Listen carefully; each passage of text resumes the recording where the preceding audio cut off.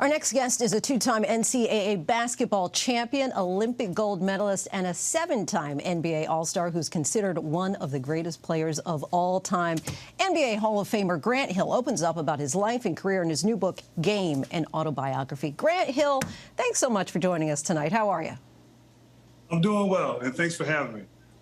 So glad to have you on. So your book is really brutally honest. It not only chronicles your successful 19-year professional basketball career, but also tells the story of your anxieties and self-doubt, something that many of us struggle with. How important was it for you to share not only your career highlights, but also some of the tougher moments as well? Well, I think when you go through this exercise, you want to be honest, you want to be transparent, you want to be vulnerable. And so I tried to do that. I tried to share some of my insecurities, obviously what you talked about, self-doubt, having issues with confidence, particularly during my formative years and even in college, where I was fortunate to play on some great teams at Duke University. Also struggling with this whole notion of standing out, wanting to fit in. And to be a good basketball player, sometimes you got to stand out. So just to lay it all out there, it was nerve-wracking. At times it was painful, but also I think it was very liberating just to kind of take the armor off and get to the core of who you are and share it for everyone. And hopefully someone can be inspired by hearing my story and how I've been able to overcome it. And that was my thought, that it really is going to be a blessing for some people who are struggling with confidence and self-doubt themselves to say, wow, even Grant Hill dealt with that and he managed to overcome it. And so I think that that'll be helpful for so many. Of course, also at the prime of your basketball career, you were plagued by injuries and multiple times that you were misdiagnosed with your ankle that not only derailed your career, but nearly cost your life. At one point, doctors considered amputating your foot. Tell us about how that happened and how you were able to get through that time. Yeah, it was a really dark time, and basketball fans from way back then, I think remember that, but they don't know the totality of what I experienced and what I went through. So, I recalled all of that. I remember vividly the feelings, the emotions, the conversations with doctors. And to go through that, and obviously one of the things, if a particular surgery didn't work, then amputation was the only other option. So it was much worse than I think a lot of people were fully aware of. And want to go back to that idea of the lack of confidence, because you write in the memoir, and I want to quote it, you say, confidence was a tricky state of mind. I was good, probably too good at projecting a level of confidence that didn't match my insides. My parents, my close friends could probably recognize my moments of anxiety. They only had to look at my stubby fingernails. I hid it from everyone else. How did you manage that anxiety and keep it private for so long? And how did it manifest itself on the court or when you were doing public speaking?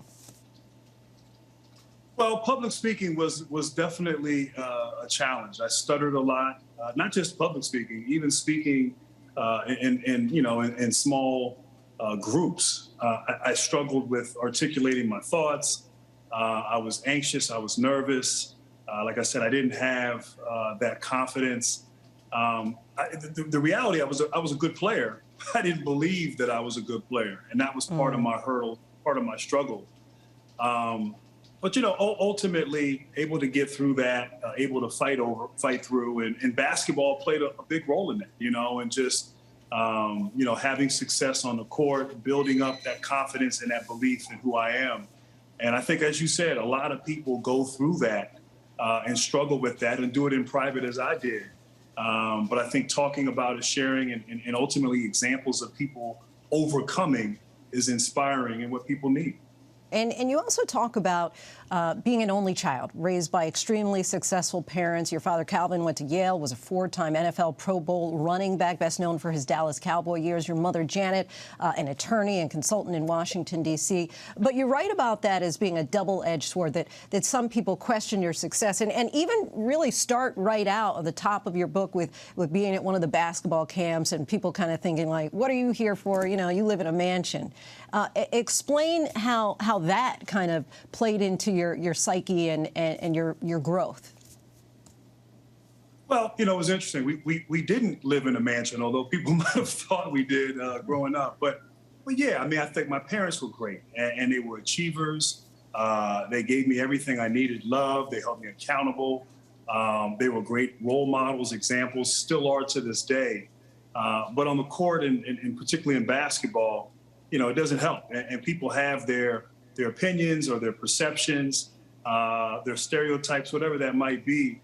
And so for me, it was about trying to find my own lane and trying to carve out my own identity, which, you know, at times was hard and at times was overwhelming, particularly during my, you know, adolescent years. But, you know, basketball, excelling in basketball, having success there really helped build up my confidence. And my parents have been there from the start and have been on this journey even to finishing this book and to be able to share this with them in the process, and it's been great. And some people are also better at overcoming than others. But before we let you go, of course, we got to talk a little basketball. Golden State has a 3-2 edge over the Boston Celtics. Game 6 Thursday night. What's your call? Do you think that the Warriors will be able to pull it out?